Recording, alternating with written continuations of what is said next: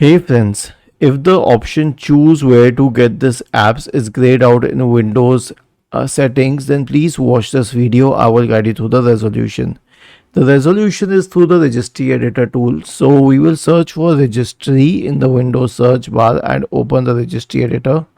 Then we will go to this key in the list on the left hand side, which is HKey local machine, software, policies, Microsoft, Windows Defender, and then Smart Screen.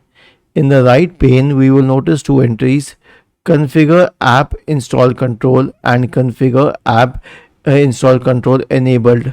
Select both of these, okay, one by one, and then delete them. Second one, delete it. Okay, and then Smart Screen, delete it. Was this helpful? If yes, then please subscribe to the channel, and if not, then let us know in the comment section of the video on how we could help you further.